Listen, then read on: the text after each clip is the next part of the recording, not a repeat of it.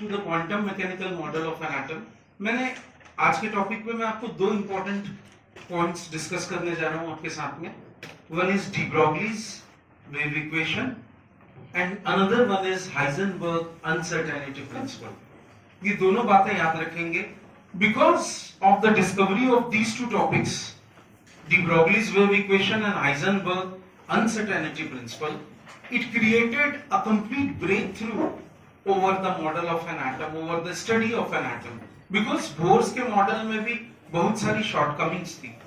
उन शॉर्टकमिंग्स को पूरा करने के लिए जब ये दो कंसेप्ट सामने आए, one is Heisenberg uncertainty principle and another one is de Broglie's wave equation, तो इन्होंने पूरे स्ट्रक्चर ऑफ एटम की स्टडी को बदल के रख दिया।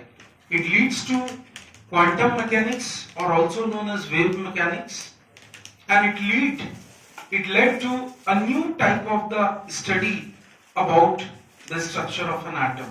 उससे रिलेटेड कंसेप्ट्स के बारे में इसने कुछ नई बातें बताई। इसीलिए इन दोनों थ्योरीज की वजह से the new model of an atom was known as quantum mechanical model of an atom. तो सबसे पहले हम लोग स्टडी करेंगे, बट उसके बारे में पहले मैं एक बात और बोल दूं कि Bohr's model it was developed on the basis of quantum mechanical model of an atom और Planck's quantum theory, I must say. Clear?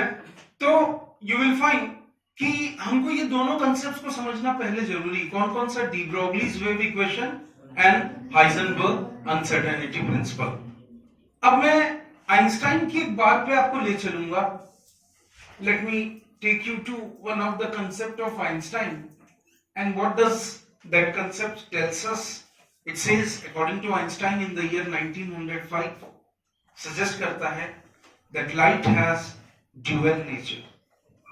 One is that it behaves like a wave, and another one is that it behaves like a particle. So light has dual nature. इसी सिद्धांत को, इसी concept को Louis de Broglie थोड़ा सा आगे ले गए, फ्रेंच साइंटिस्ट, और उन्होंने इसके ऊपर में रिसर्च किया। और रिसर्च करने के बाद उन्होंने एक आइडिया दिया कि जस्ट लाइक फोटॉन्स, जैसे लाइट है, दुनिया में जितने भी मटेरियल पार्टिकल हैं, there are two types of material particle, one is macroscopic and another one is microscopic. तो ऑल द मटेरियल पार्टिकल मतलब मैं हर चीज मटेरियल पार्टिकल है। मेरा ये मार्कर मटेरियल पार्टिकल है। Is this clear? Electron material particle है, प्रोटॉन मटेरियल पार्टिकल है, बोर्ड का जो चौक है वो मटेरियल पार्टिकल है। तो जितने भी दुनिया में whatever the types of material particle we have, both microscopic as well as macroscopic, all the material particles,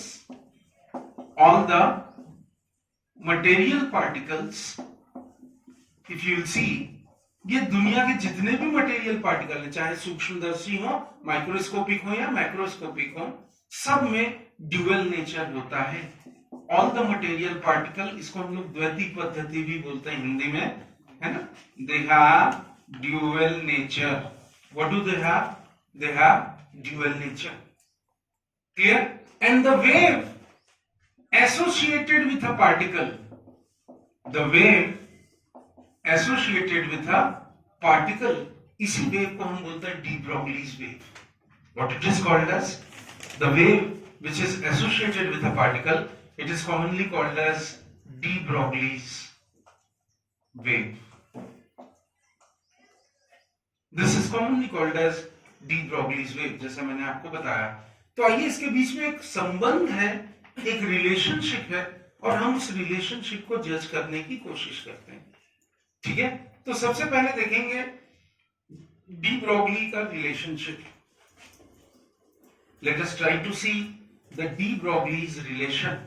what does it say? Clear? The wavelength of wave associated with any particle, the wavelength of a wave associated with any material particle, इसको photon के basis पे calculate किया गया। It was calculated on the basis of photon. अगर मैं photon लेता हूं, in case of a photon, suppose I have a photon, और अगर वो फोटोन वेव कैरेक्टर शो करता है, अगर वो फोटोन क्या शो करता है? वेव कैरेक्टर शो करता है, तो उसकी एनर्जी हम कैसे डिसाइड करेंगे? It is given by E is equal to H nu, and what is this E is equal to H nu? Planck's quantum theory.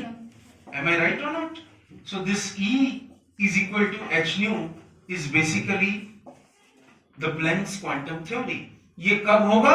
When the photon assumes wave character. कब?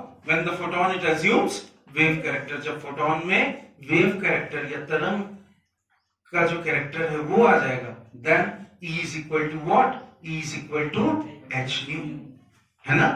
Clear? अगर अब यहां पे आप सबको मालूम है new is what? Frequency of the wave, and H is what? Planck's constant 6.626 into 10 to the power minus 34. ठीक है, that is what you call as Planck's constant. लेकिन अगर इसी फोटोन में पार्टिकल कैरेक्टर आ जाए, ठीक है, पार्टिकल कैरेक्टर आएगा तो उसकी एनर्जी हम कैसे लेंगे? E is equal to mc square. If the photon is having particle character, then it is calculated by, it is assumed with this expression, E is equal to mc square. M is the mass of the particle. If it is having the particle character, and c is the velocity of light, that is 3 into 10 to the power 8 meter per second. This relationship is called as Einstein mass energy relationship. What is this relationship known as? This is known as Einstein mass energy relationship. And suppose after combining both these relationships, that is E is equal to h nu and E is equal to mc square, what we get is h nu is equal to mc square. After combining this equation 1 and this as equation 2, जब हम दोनों equation को combine कर देते हैं तो h nu is equal to क्या हो जाता है आपका? mc square हो जाता है. Clear? And we all know nu is what? c upon lambda. frequency is equal to speed wavelength, speed upon wavelength. ठीक है, क्लियर? तो यहाँ पे हम ये nu की वैल्यू यहाँ डाल दिए तो क्या आ गया? h c upon lambda is equal to mc square. h c upon lambda is equal to what? mc square. या lambda बाहर निकाला तो मैंने क्या आ गया? h upon mc. If I take out lambda, it is equal to h upon mc. This equation, ये जो आपके पास में ये जो समीकरण या जो ये रिलेशनशिप बाहर आया है, this equation is applicable only for material particle. This application is applicable only for material particle. अगर मैं mass of photon को replace कर देता हूं by the mass of material particle, clear? तो और velocity photon की replace कर देता हूं by the velocity of the material particle, तो finally क्या हो जाएगा? lambda is equal to what? h upon, ये c की जगह में क्या डाल दूंगा? velocity mv. And we all know mass into velocity is equal to momentum.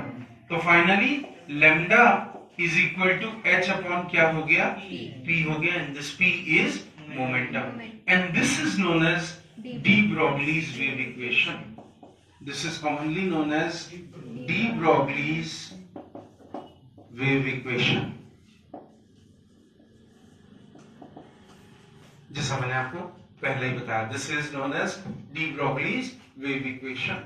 Clear? और ये जो लैम्डा जो आपके पास में है, this lambda is known as de Broglie's wavelength.